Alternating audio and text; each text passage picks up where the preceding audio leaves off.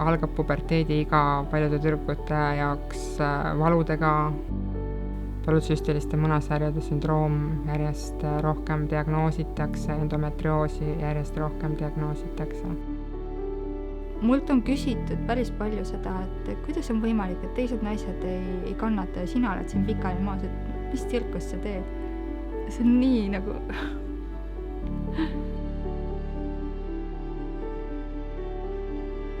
Me proovime jõuda selle haiguse nagu juureni või selleni, mis seda põhjustab.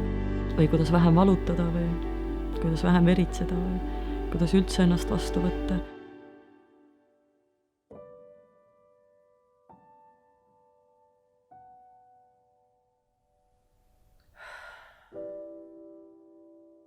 Naiseks olemine on nagu imeline. Ma ei vahetaks seda kogemust mitte millegi vastu ära.